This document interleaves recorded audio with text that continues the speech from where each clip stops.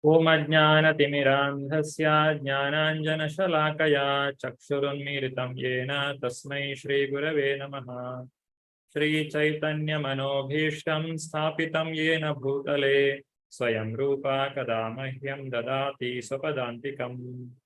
Vandeham Shri Guru Shri Yuta Padakamalam Shri Gurun Vaishnavamscha Shri Rupam Sagrajatam Sahagana Raghunathanvitam Tam Sajivam Sadvaitam Savadutam Parijana Sahitam Krishna Chaitanya Devam Shri Radha Krishna Padan Sahagana Lalita Shri Vishakhanvitamscha. He Krishna Karuna Sindhu Dina Bandhu Jagatpate Gopesha Gopika Kanta Radha Kanta Namostute. Tapta Kanchana Gaurangi Radhe Vrindavaneshwari Vrishabhanusute Devi Pranamami Haripriye. Vancha Kalpatarubhyascha Kripa Sindhubhya Evacha Patitanam Pavanebhyo Vaishnavebhyo Namo Namaha. Nama Om Vishnupadaya Krishna Preshtaya Bhutale Srimate Bhakti Vedanta Swamin Iti Namini. Namaste Saraswate Deve Gauravani Pracharine Nirvishesha Shunyavadi Paschatya Deshatarine. Jayo Shri Krishna Chaitanya Prabho Nityananda Shri Advaita Gadadhara Shri Vasadi Gaura Bhakta Vrinda. Hare Krishna Krishna Krishna Hare Hare Hare Rama Rama Rama Hare Hare. Hare Krishna. Welcome to the Bhakti Shastri class. Today is the fifth day, that is lesson 5. Now, as per the schedule, we have the lessons from mantra 9 to 14. These six mantras will be divided into two parts. So 9, 10, 11 will be done today. Then 12, 13, 14 will be done in the next session. These 9, 10, 11, these three mantras are interlinked. They are going to speak what is Vidya and what is Avidya. Let us start the class.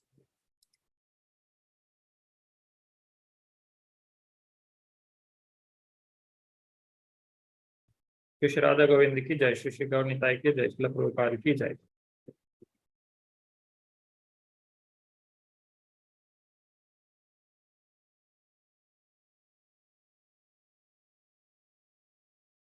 Lesson 5, mantra 9 to 14.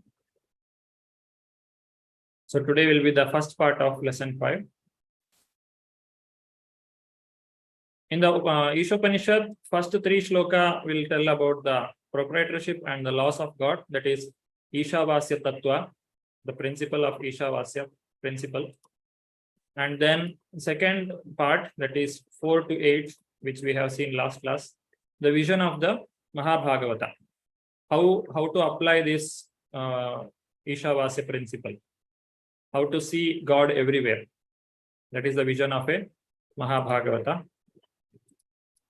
Then today is starting with the section 3, that is 9 to 14. It is speaking about absolute and the relative. God is absolute, we are relative.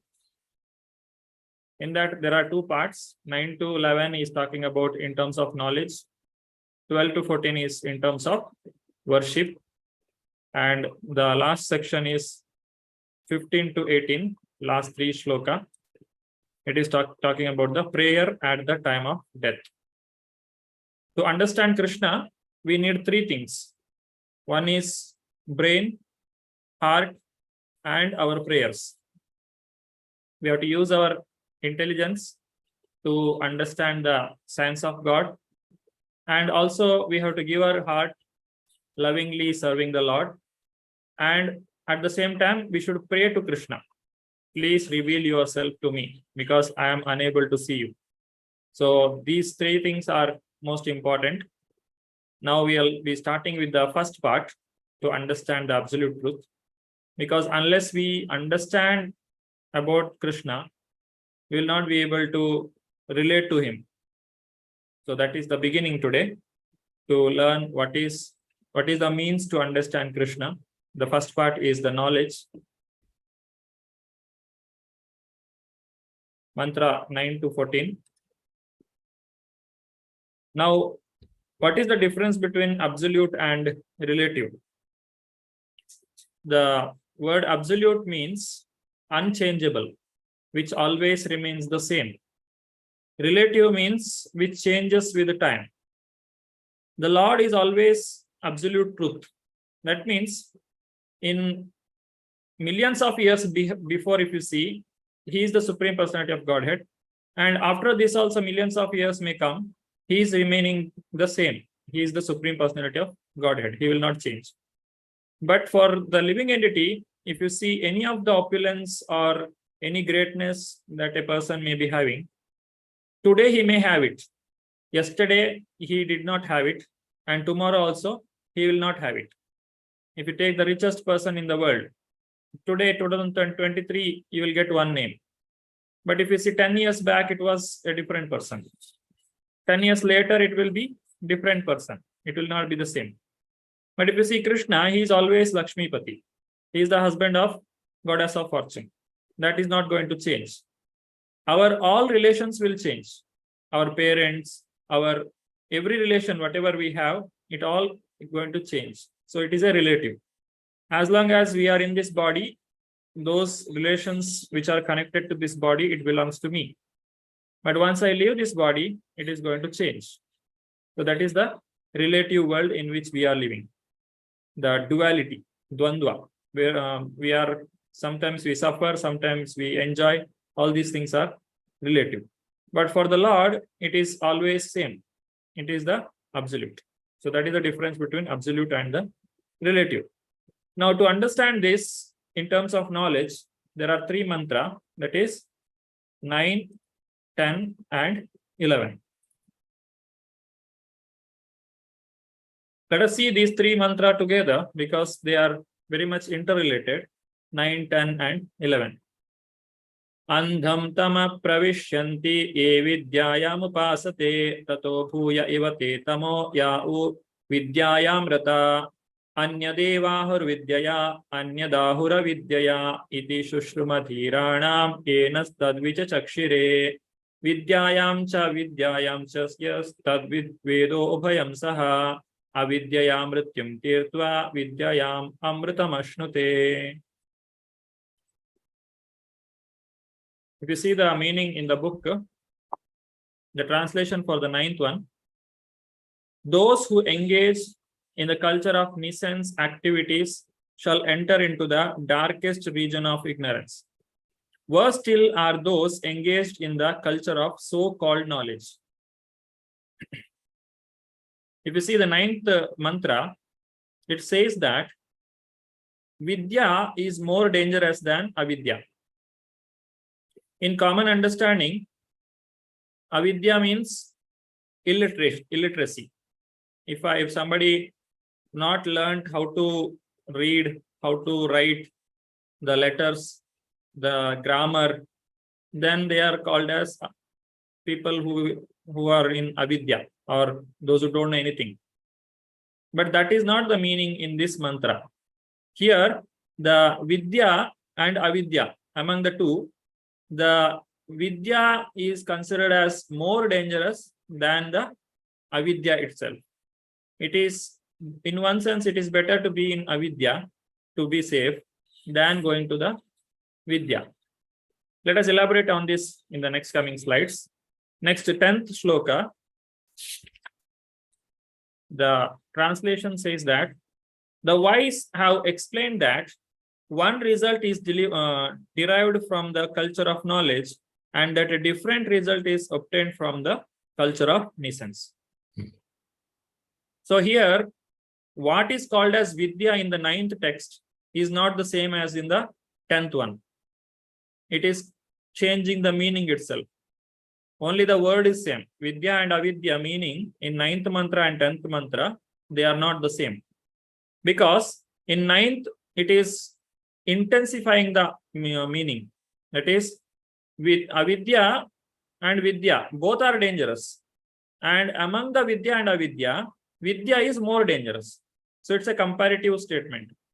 But in the 10th mantra, it is telling they are giving two different results. That means Vidya will take you one place and Avidya will take you into a different destination. So these are giving two different results. Then coming to the 11th mantra, the translation says, only one who can learn the process of nescience and that of transcendental knowledge side by side can transcend the influence of repeated birth and death and enjoy the full blessings of immortality. So here again the meaning is changing, Vidya and Avidya. In the 11th mantra, it is said, if you want to get immortality, then you have to use both. You need to have Vidya as well as Avidya. So if you are just seeing the Sanskrit meaning of these three texts, it is impossible to understand what is being said here. Because in the 9th text, it is telling Vidya is more dangerous. 10th text, it is telling Vidya and Avidya are giving two different results. And 11th one, it's telling you should have both. If you want to get liberated, you must have both of them. Now let us understand what is actually being told in this mantras. The 9th text says, Avidya. Avidya means ignorant pursuit of sense gratification. This is like a person who is living a animalistic life, one who doesn't have any destination, any goal in life other than ahara, nidra, bhaya, maituna. Eating, sleeping, mating, and defending. He doesn't have any other goal. And he is trying to enjoy the senses. That is considered as avidya here. Like the animals. Animals, if you see how they are eating and how they protect themselves, it is same always. If you see 100 years back, how the tiger was catching the deer, and now also it is catching the same way. It has not developed some new technology so that instead of catching one deer, it can catch 100 deers at a time. No such technology it has developed. No advanced some missiles or some gun, nothing it has invented. It is as it is. And even if you see 100 years later also, it will be like that only. The deer will be running and tiger will be chasing, and after chasing for some time, something it will get. It may be able to catch it and eat, and once it is satisfied, it will sleep for a few days and again catch. Like that it is going on. Its entire life will go like that. So there is no vidya, in the sense there is no material education or material advancement in the activity of these animals. They remain always same. But if you see the human being, the another animal, he has developed the knowledge. For what it is used? It is used for sense gratification. We are developing so many kinds of technology and so much of advancement, research we do. And what is the final goal? How can I gratify my senses? How can I become happy? Now, if you consider these two, who is having the more chances of getting entangled to the material life? It is not the animals, it is the human being. Because we have so much of facility and we will never get tired of. We have so much of enjoyment, and any problem that comes, we have our own ways to solve it. If there is mosquito, we put mosquito net or we put coil, so that no such problems will come. Adi Bhautik, Adi Daivik, Adhyatmik, whatever problem comes, we'll try to solve it. But the problem is, the goal is not known. Goal is sense gratification. How can I enjoy? How can I get more sense objects? The Shabda, Sparsha, Rupa, Rasa, Gandha. How to get this in more and more sophisticated way. So that knowledge, it is taking us or it is making us more degraded than animals. Animals don't eat from the fridge. Animals eat fresh. But we human being, we have invented refrigerator and so many other things. The processed food best before 18 months. So we will keep eating for years.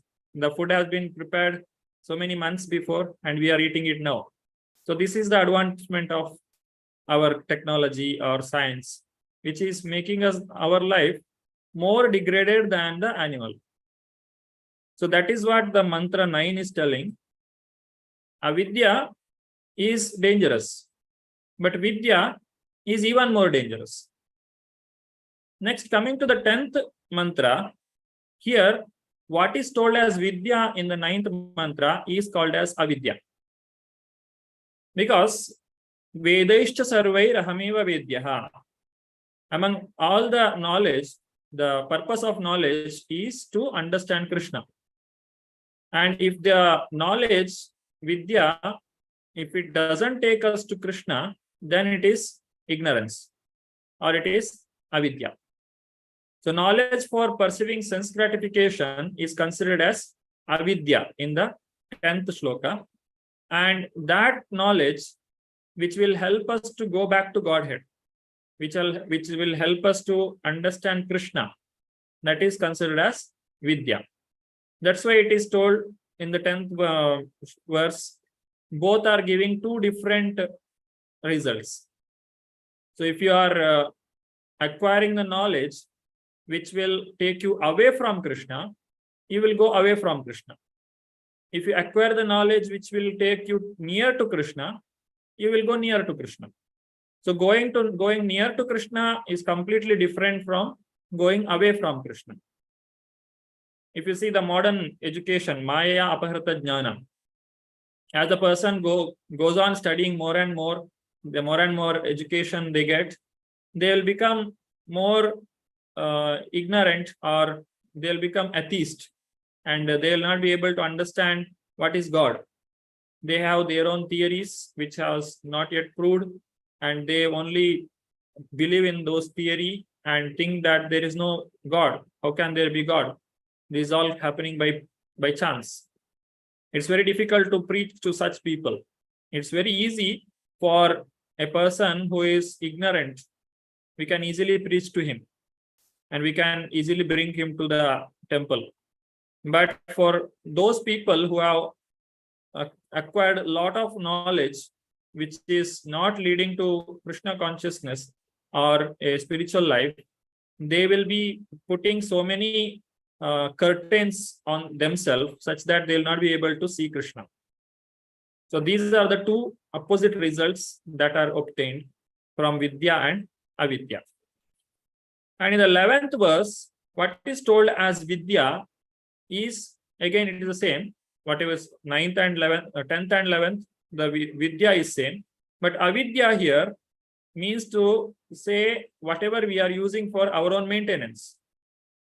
That is called as Avidya in the 11th verse. So what here we need two things. We need to maintain our body. We need to maintain our soul. Or we have to advance in Krishna consciousness.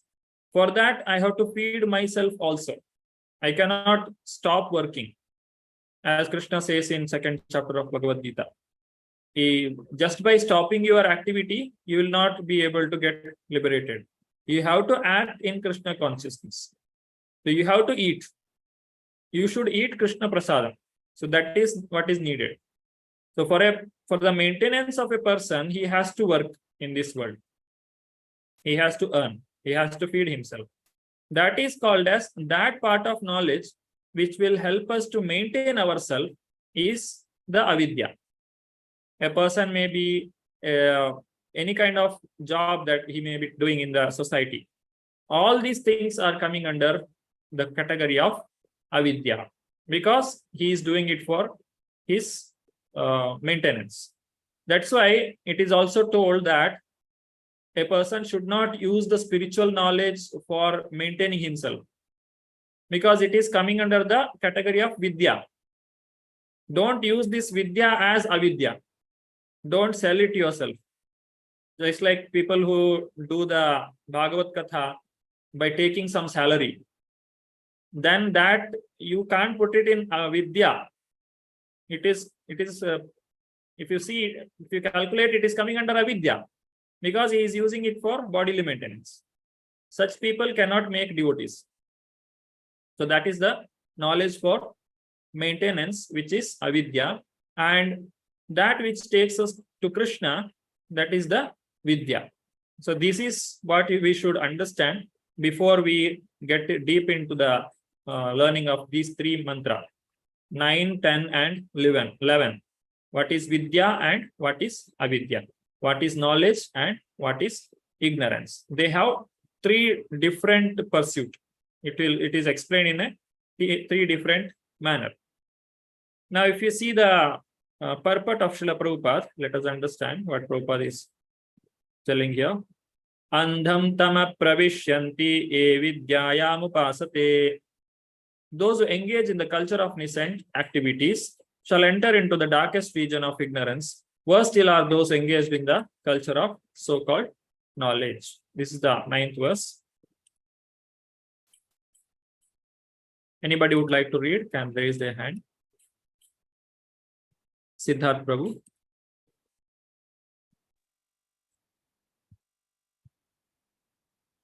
Hare Krishna, Prabhu. Hare Krishna. Modern civilization has advanced considerably in the field of mass education, but the result is that people are more unhappy than ever before because of the stress placed on material advancement to the exclusion of the most important part of life, the spiritual aspect. Hare Krishna. Continue, Prabhu. The advancement of not able to see it properly. The advancement, Hare Krishna. The advancement of learning by a godless people is as dangerous as a valuable jewel on the hood of a cobra. A cobra decorated with a valuable jewel is more dangerous than one not decorated. Mantra 9, purport. Thank you, Prabhu. Hare Krishna. Prabhupada is telling here, the modern education system, which is aiming at sense gratification, which will enable us to earn more and more money and teach us how to do the sense gratification. So such kind of education is more dangerous than remaining ignorant. In the Acharya, in the Parampara system, if you see the Gaur Kishore Das Babaji Maharaj, he had no material education. He did not know how to sign his name also. But he is the Acharya in our Parampara. So this modern education, if it is not there, then also a person can become Krishna conscious. He can become a Acharya in the Parampara. But if the material education, if it is taking us away from Krishna, it is better not to get such kind of education, which will make us atheist. It is people, they have a number of reasons to say why the Lord is not there, why it is not possible to believe in the Lord. Because first of all, these people don't practice. They don't have any spiritual practice. The lifestyle of such education system itself is making them to forget Krishna or forget God. As we see the children, when they start going to school, first thing they have to reduce their prayers. They don't have time at home. They get up, have your breakfast and run to the school and come back. There is hardly any time for them to practice any spirituality. So all the time will be given for this material education studies and all. Now, if the person is not qualified to learn who is God, then the Lord also doesn't give an opportunity to reveal himself. He will not be able to understand. Whatever logic you may use, but the atheism that is there in the heart of every living entity, it will be more strong because it is getting fed by the modern education. It will become more and more strong. They'll get more and more arguments to prove that there is no God. So people gradually go away from the Lord. But if you see the Gurukula system, where the Lord is kept at the center and the education is around the Lord, because the entire schedule or the lifestyle in the Gurukula system is to understand who is God, to understand what is Veda. Then such kind of education will give a complete fulfillment for the life of a student. But the modern education, it will take us away from the Lord. Now, it is not possible to change everything at a one step, but at the same time, we should know what we are missing, what is the actual goal of life. And if you see the people who are already success in the line of this modern education or technology, they don't have time for eating. They don't have enough strength to live a healthy life. They have so much of diseases because of the artificial lifestyle what they are practicing. And they may be earning so much of money, but they don't have time for eating also. So the modern education is only aiming at somehow you make money, somehow you increase your bank balance, somehow you become famous. You should get so much of clap from the public, then your life will be successful. But they don't know what is going to happen, what is the result, what actually I am hankering for. But even after having all this, whatever you are telling, still I am unhappy. What is the reason? That is unknown. It is like you're polishing the cage. The bird inside the cage, it is suffering. It is hungry. You don't know what is the food for it, but you are only polishing the cage. We are putting so much of nice dresses on us, and we are decorating the body. We are always busy. How can I look very attractive to the public, and how can I show a lot of smile on my face to others? And I'm not working on actually what is needed for me. So we have to think about it, and we can change it.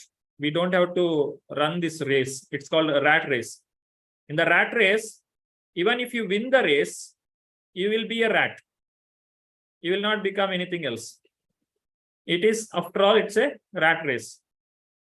A rat which wins also, it will remain as a rat only. It will not become any advancement. It will not be there.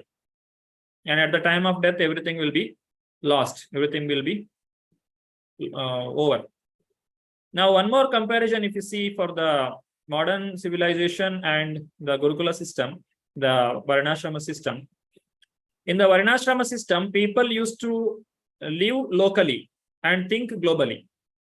That means whatever needed for your sustenance, it will be available surrounding you only. You don't have to, for working, you don't have to go for so many kilometers of distance. Every day morning, you have to get up and travel. That was not needed. You stay in a place, and there itself you have your land where you are working. And whatever you are cultivating, that only you are going to feed yourself. So your requirement is over there itself. So you are living locally. Everything is fulfilled. But you can think globally. How can I benefit the public? How can I do good for the others? You have a lot of time to think about others. How can I serve other people? But in the modern civilization, you are thinking locally, but you are living globally. What does it mean? Your daily food is coming from some other country also. It may be coming from other countries or other states, coming from so many kilometers after a distance travel. So in this case, if that food has to be transferred to the city from the village, there is a transportation needed, for which you need fuel, and the fuel is coming from other countries. That means you are living globally. If there is any problem in the global level, your eating gets affected. If there is war between Russia and Ukraine, the sunflower oil rate will increase. That is living globally. It's very dangerous. If you see in many countries, if they come to know that there is some problem in the food, that means we may or may not get food for next 2-3 weeks, then people rush into the mall and they grab everything, whatever they have, whatever possible. They put everything and they pack and bring to the home. But if you see the Varnashrama system, this kind of problem, this kind of anxiety, it will not be there. Of course, it is not possible to change it in one day, but there are attempts going on how to come back to the original system. It is possible, but some pain is also there. We have to adapt ourselves. We should learn how to live without internet, or how to live without electricity. If that is possible, then we can go back to the old system where we can live healthily and happily, living with the nature instead of going away from the nature. And you are living globally, but thinking locally. How you are thinking locally? You are not at all bothered whether your neighbor is eaten or not. You will take everything and you lock it within your house, but you will not give to others. This is modern civilization. You are thinking locally. I am not bothered whether other people are happy or not. They are not giving. That culture of giving will not be there in the modern civilization. That also, they have to make so much of propaganda that you have to give, you have to feed others. And if you feed few people also, they will take so much of publicity. But if you see the Varnashrama system, they'll call everyone. Anybody comes to a house, they'll be fed sumptuously because you have more than enough in your land. It produces so much that if you don't give, it will be spoiled. So much production is there, the food production. People feel like giving, take, because we have so much. Because we don't feel that it belongs to me. Because if I keep also, it gets spoiled anyhow. So you just give it, and those who get it, those who are actually in need, they feel so much of satisfied. So this is the another difference between the Varnashrama system and the modern culture. So this is what is called Vidya and Avidya.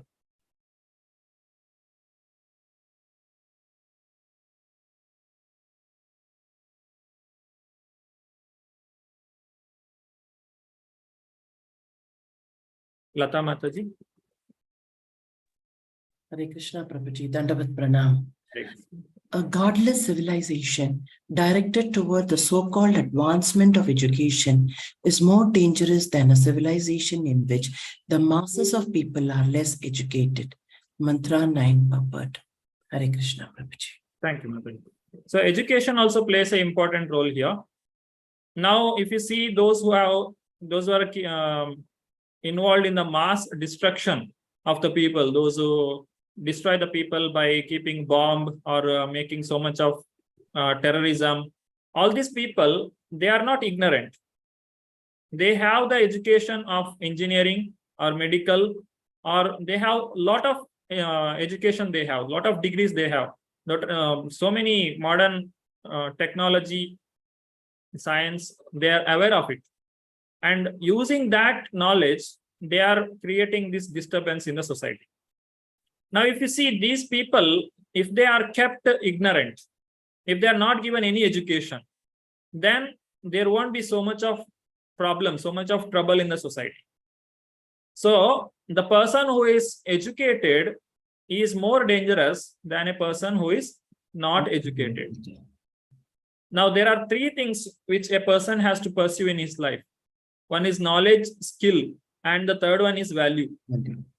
The knowledge which we learn by reading or hearing, and the skill we'll understand or we'll gain by practicing. If you don't have the third one, that is the value, then if you have these two, knowledge and skill, it is more dangerous. It is better don't have the knowledge and skill if you don't have the value. So whenever you give any education to someone, first you should make sure that they have the value, they practice the value, they know what is good, what is bad. It is just like giving the military training to someone who has no value. That means he doesn't know how to use that whatever training he has got. Then he will become a more dangerous to the country than any ordinary person. So first of all, it should be understood, or it should be checked that the person is not going to create any havoc in the society by taking this training. He will use it only for the protection of the country. If that is guaranteed, then only the training has to be given. If that itself is not guaranteed, then such people should not be given the training. And if they learn such any knowledge, training, if they get illegally, they should be punished. And at any cost, this knowledge should not be given to such people. So that is, but what happens in the modern society, we are training the children for sense gratification. You take this knowledge, use it in the society, make money as much as you can. So they use all kinds of ways, in whatever way it's possible. There will be a problem for the society. So there is a need for education of the values. Coming to the mantra number 10.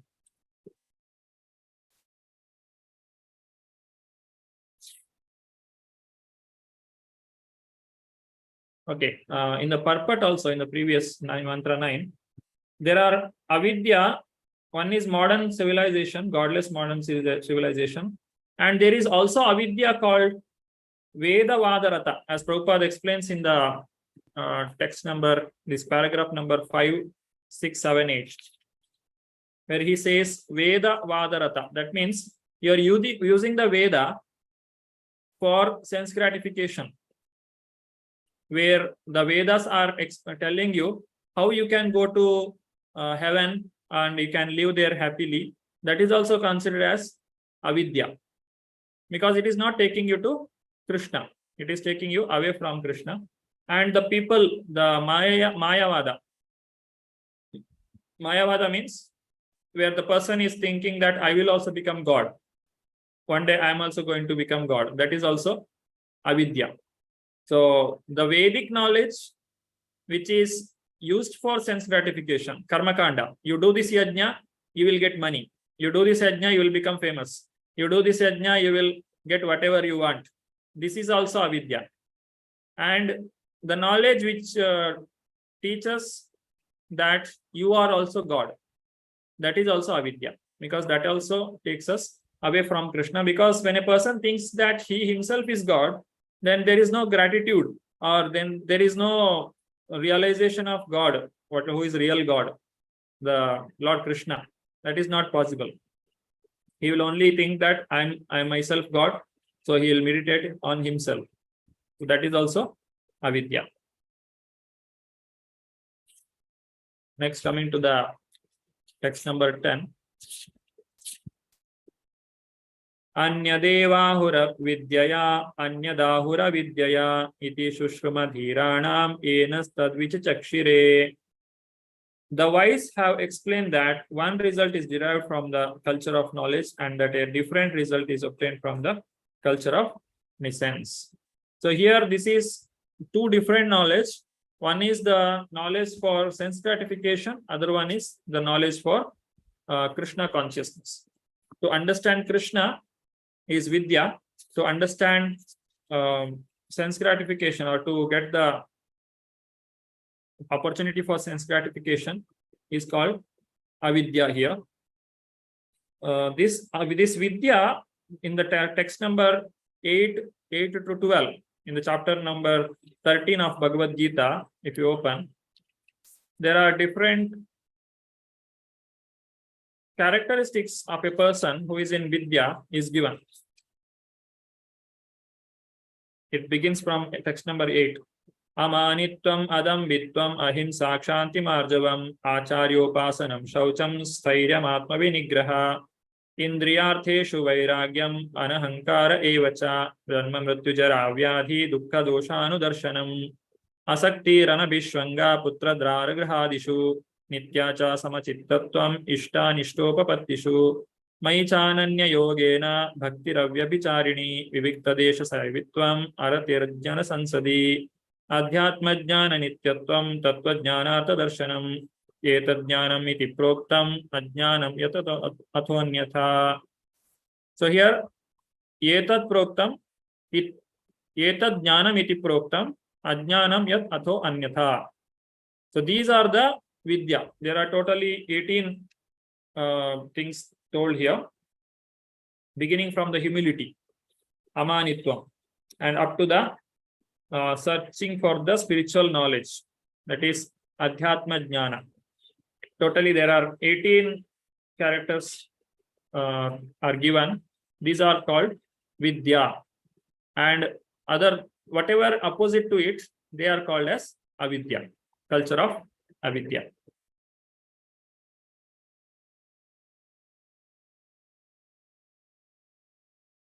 One should become a perfect gentleman and learn to give proper respect to others. Begins with the amanitvam, that is humility, adhambitvam, pridelessness, that is not anxious for becoming famous, humility. So in text number 13.8 of Bhagavad Gita, it is given. Archana Mataji. Hare Krishna Prabhuji. Hare Krishna. Vidyaya, culture of knowledge. In the modern society, even a boy thinks himself self-sufficient and pays no respect to elderly men. Due to the wrong type of education being imparted in our universities, boys all over the world are giving their elders headache. Mantra 10, perfect. Hare Krishna Prabhuji. Thank you, Mantaji. So there are different problems with the avidya. So what happens? The first problem is it will take us away from Krishna. We think that we are independent. God is not there. This material world is all becoming, it is automatic. There is nobody in control. And also, the modern civilization makes somebody to work hard, like an ass. You have to keep working. There is no stop. You should work hard. You should work hard. This will be taught in the very beginning of school. You should work hard and become successful in your life. So many hundreds of times they say this. But what is real success in life? That they will not tell. What is actual, what makes you really happy in life? That they will not tell. Why I'm not happy in this right now? If you ask, they tell, you keep working like this for a few more years, then you will become happy. When you are in school, they say when you go to college, you will become happy. When you come to college, when you get job, then you will become happy. And that happiness will never come. You should keep working. So it will make a person to work hard more and more. Keep working day and night and searching for that happiness, which will never come. That is another result of avidya. Keep working. And the youth doesn't have respect for the elders or teachers. This is visible in the present society of education. And the person who is, he himself becomes the center of whatever activity he will do. Whatever I'm doing, it is for myself. He will become more and more selfish. And the advancement of civilization, it is for destroying others. They will develop so many different types of weapons such that people will die. The understanding of modern society is, if I have to live happily, I should make sure that others are not happy surrounding me. I have to take from them, then only I can become happy. If you want to gain something, you should encroach up from others. What you want, you see what it is with whom and go and snatch from them. Then you will get it. But they will not teach you how to become happy, that Atmaneva Atmana Tushta Stita Prajnasta Dochyate. The real happiness is within you. You don't have to search for others. You don't have to snatch it from others. That will not make you happy. Such things will not be taught. And the training of brahmacharya, the celibacy, this is also lacking in the present modern civilization. The brahmacharya in the education, what is taught, the ultimate goal of life is taught in that period of time. That is a student life. Now, after that, the person is given the freedom to take grahastha life, or he can go directly to sannyasa. That is his choice. But any case, he will not forget the goal of life. If he takes to grahastha life, and once he finishes his duties in his household life, immediately he will take to the spirituality. He will become more serious. This we can see in the even in the present civilization also.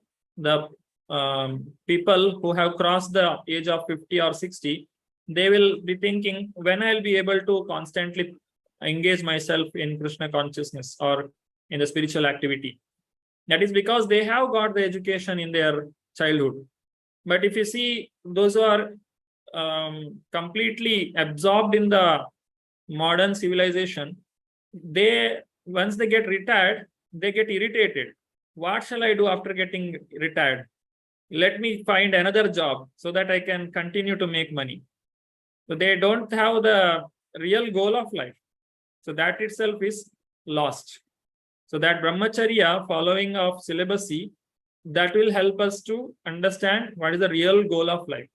But that is lacking in the modern civilization. And no faith in scriptural injunctions. And the religious principles are taught only for keeping the society peaceful. You should obey God, because if you don't obey God, then you will get some suffering. So just obey God, so that others also will become happy. But that is not the real goal of scriptural injunction. If only becoming happy is the goal of scriptures, then why there is so much of penance that is told in Shastra? Why do we do tapasya? This tapasya is for burning our sinful reaction, but that is not known. So if you just want happiness, peacefulness in the society, then that is a byproduct of following the Shastra or Dharma. And so many other problems that we can go on discussing. And there are different types of avidya in the garb of vidya.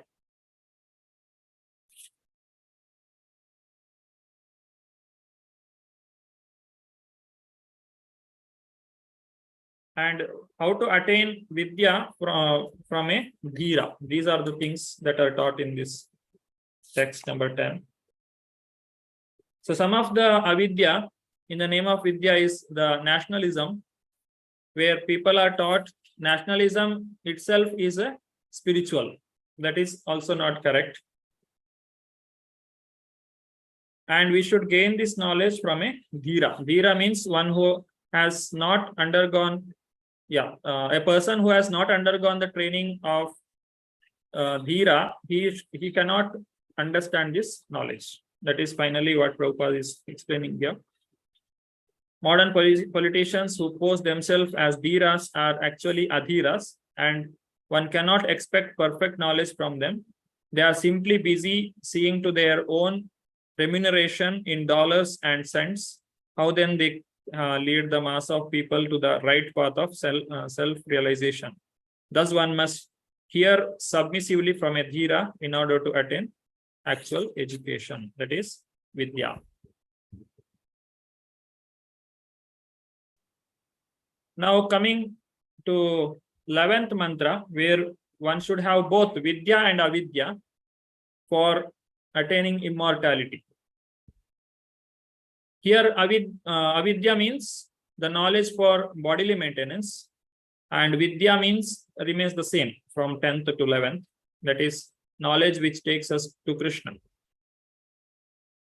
Only one who can learn the process of nescience and that of knowledge, transcendental knowledge, side by side, can transcend the influence of repeated birth and death and enjoy the full blessings of immortality.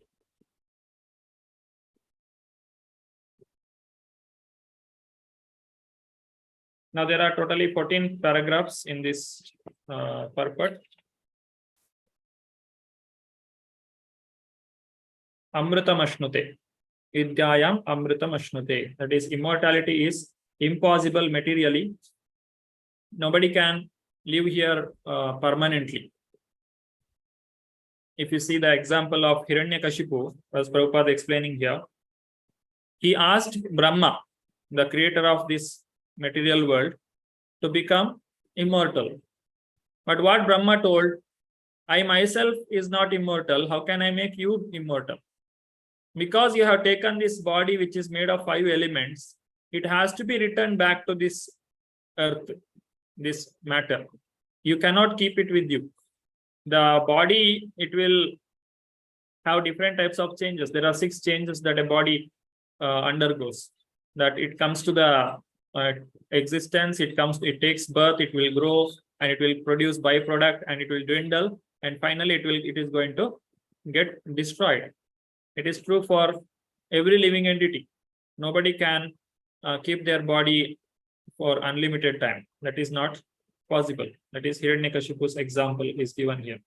Immortality is impossible even materially also.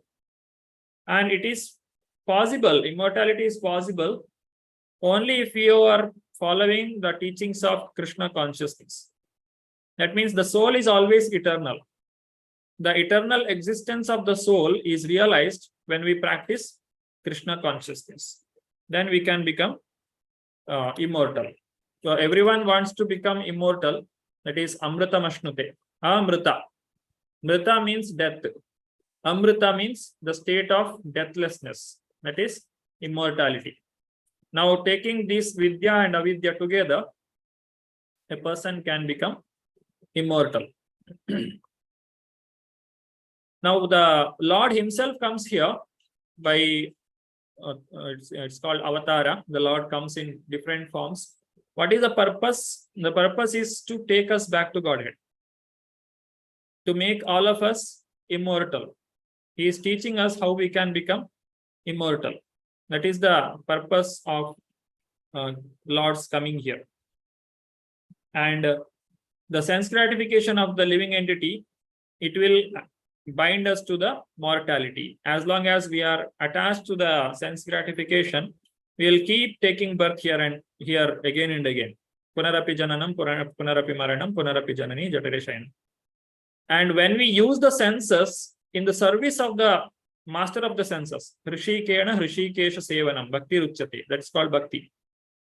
By using the senses in the service of the master of the senses, we can get liberated. But our attachment to the senses, Ehi Samsparshaja Bhoga Dukkha Yonaya Evate, we keep getting the distress, and we have to keep taking birth again and again, and we cannot become immortal. We'll always be in the mortal state only. Now what we have to do? We have to harmonize both Vidya and Avidya. Avidya, you have to use it in the service of Krishna for the maintenance of this body, and through this body we have to serve Krishna, and we should become immortal. So this is how we can attain the immortality. There are paradharma and aparadharma.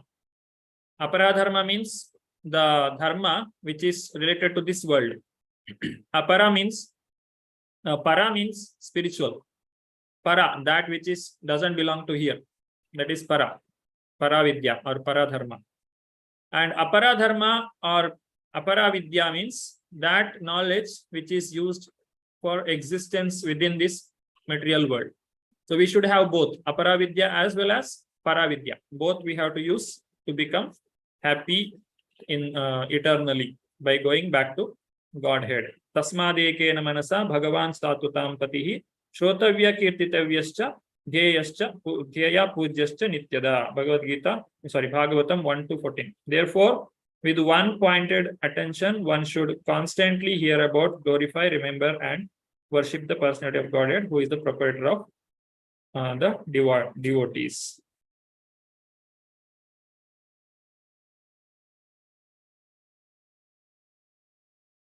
Lata Mataji. Hare Krishna Prabhuji. Hare Krishna. Vidyam cha yes, tat vedo bayam saha. Mantra 11.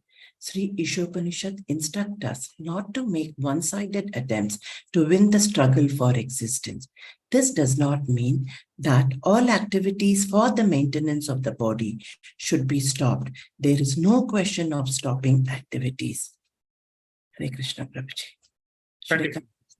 Just as there is no question of wiping out one's temperature altogether when trying to recover from a disease, to make the best use of a bad bargain is the appropriate expression. The great sages and the saints of India have attempted to do this by a balanced program of spiritual and material knowledge. Hare Krishna Prabhuji.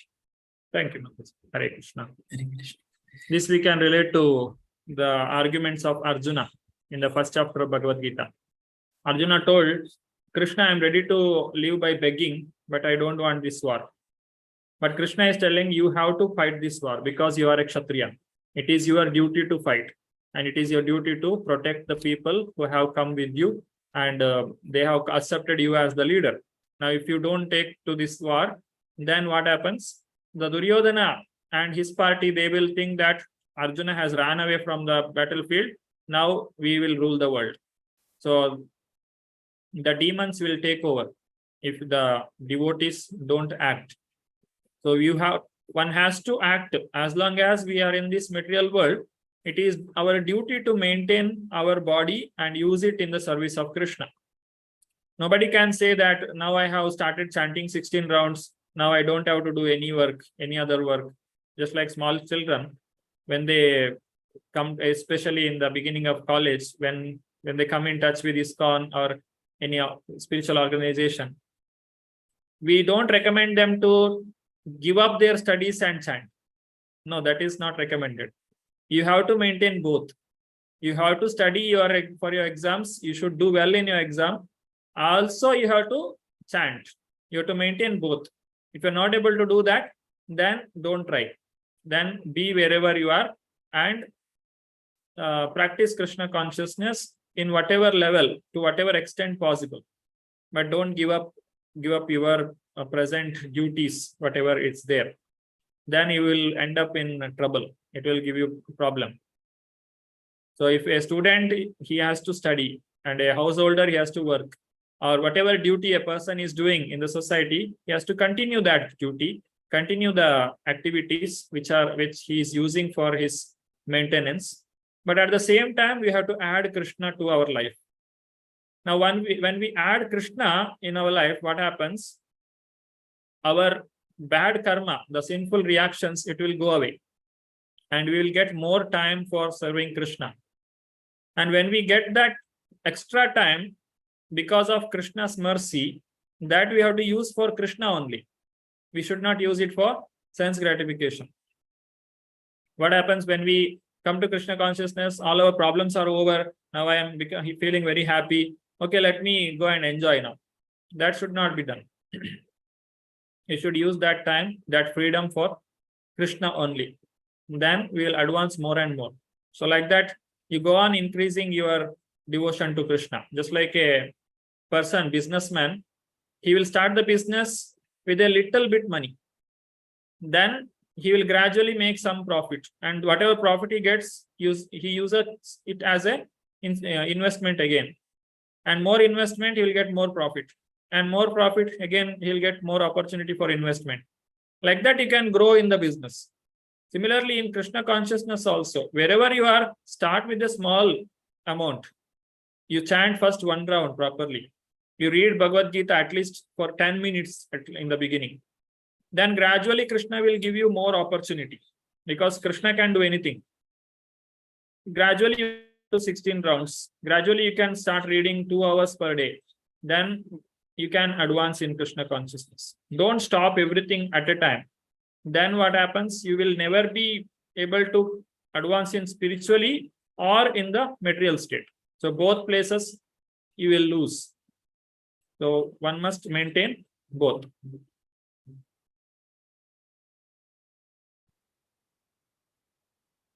Archana Mataji. Hare Krishna Prabhuji. Hare Krishna. Vidyam cha avidyam cha yastad vedo bhayam saha. Mantra 11. How does the process of spiritual life given to us by Srila Prabhupada enable us to achieve a balanced program of spiritual and material knowledge? Yeah, this is question for all. How we can balance in ISKCON, whatever Prabhupada has given the ways to practice Krishna consciousness, how it is helping us to maintain our present condition of life. At the same time, we can practice spirituality. Those who like to answer, they can raise their hand.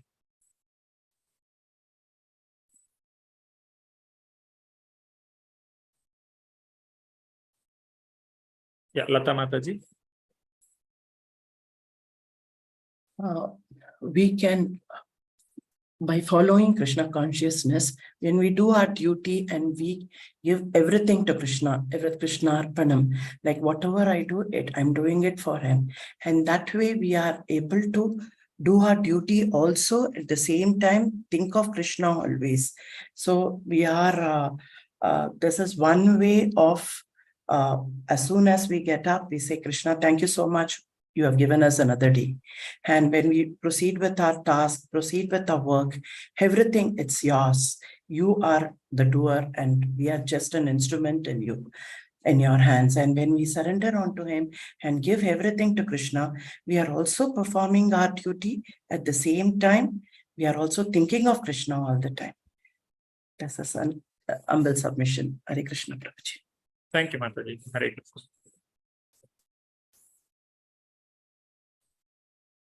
Siddharth Prabhu. Hare Krishna. Hare Krishna Prabhu. By what Prabhupada has given us is the way, he has given the entire way we should become Krishna conscious.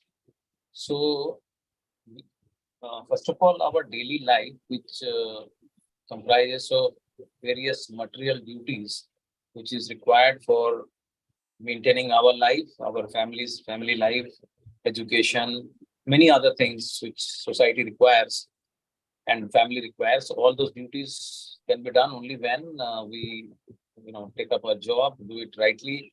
Although going to job, having that knowledge skill, maybe avidya, but still it is required to maintain, because unless I maintain and do this duty, then only I'll be able to devote time for Krishna.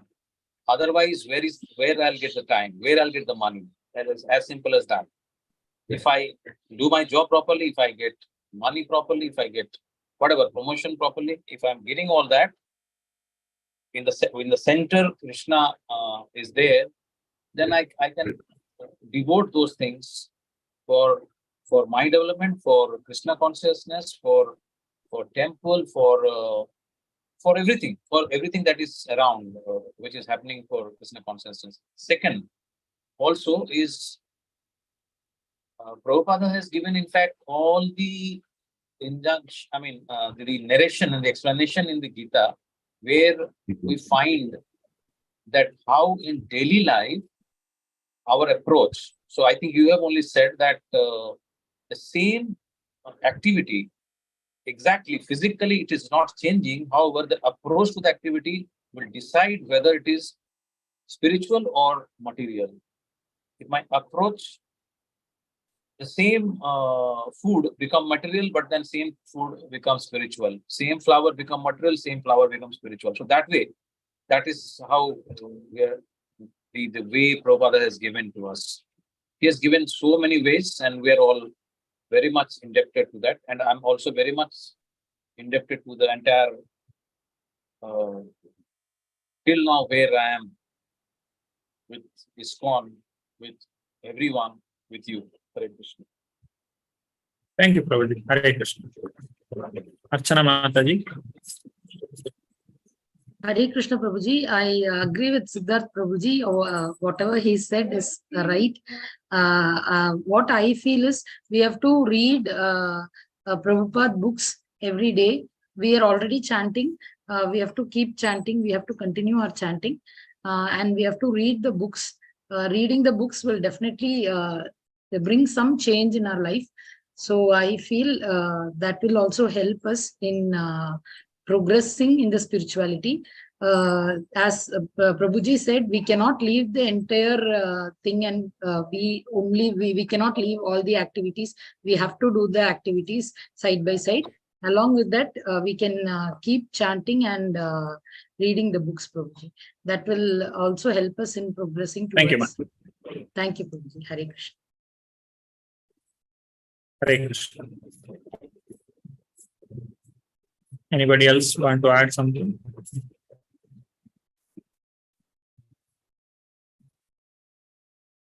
Akila Mataji.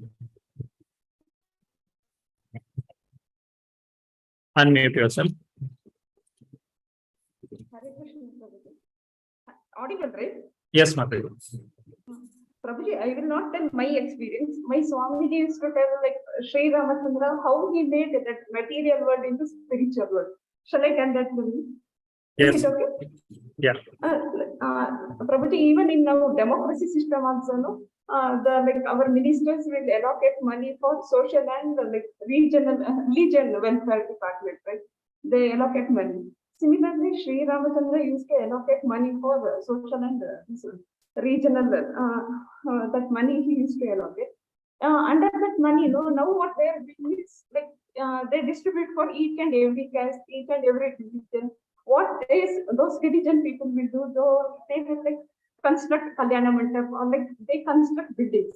But during Sri Ramachandra, there Sri Ramachandra, for each and every area, he used to appoint one sannyasi or sannyasini, anyone. They used to appoint, and each and every area, people should go and should listen pravachan. Everyone should listen. So by listening pravachan, weekly, twice or thrice they used to make pravachan lessons. By listening pravachan, everything is going to purify. So mentally the people will be purified. That is very compulsory. Weekly thrice that was there. And the people will do robbery mainly because of food. For that, no, Sri Ramachandra, what he used to do is he asked everyone to he asked a special help. His servant to plant trees, especially fruit trees. Fruit trees, edible fruit trees. Means anyone can take, but they should not destroy trees. So in this way, many plants he made it seems probably this was told by Swamiji. Many things he told. I remember this probably, and even in Kali Yuga, especially South India, North India, few things were there. Those who people do Ekadashi fasting or Navaratri fasting, they used to give special festivities for them.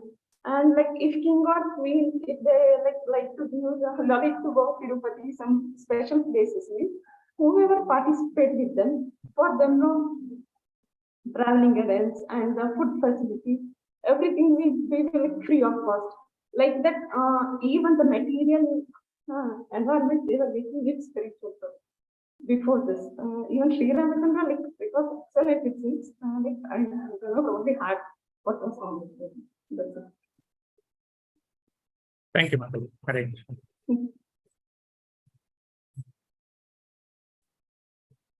Okay, with this, we have come to the conclusion of today's session.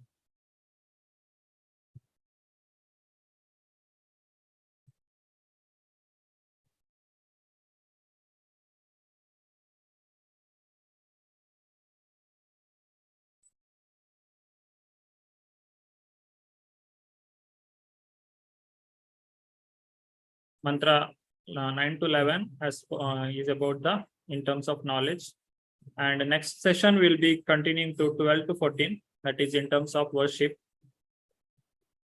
where if you see the mantra, they are almost same: 9, 10, 11, 12, 13, 14. The beginning is same. Andam tama pravishyanti ye vidyayam upasate sambhutyam upasate. Instead of vidya, it is replaced with the sambhuti. Avidya, asambhuti. Rest all the shloka, it is exactly same. Vidyayam cha avidyayam cha sambhutyam cha vinasham cha. Like that, this comparison we will do in the next session. So in today's session, if there is any question, you can ask.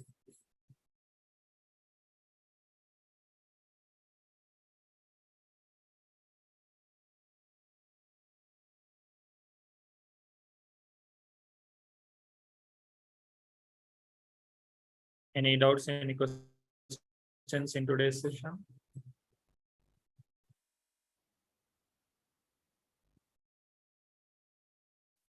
Okay, if there are no questions, then we'll stop. Okay. Neeta Mataji. Hare Krishna Prabhuji, can you please show first slide? In the beginning, you have shown a slide. Yeah. Hare Krishna. Am I audible, Prabhuji? Yes. Yes, Mataji. Prabhuji, I would, can you please show that slide? Initially, you have showed, I would like to see this slide number 1. First slide. Yes, Prabhuji. Just a minute.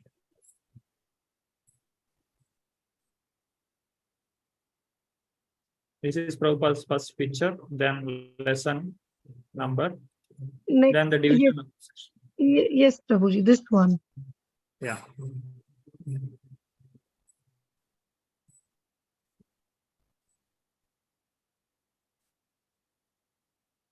Prabhuji, this one is the vision of Mahabhagavata.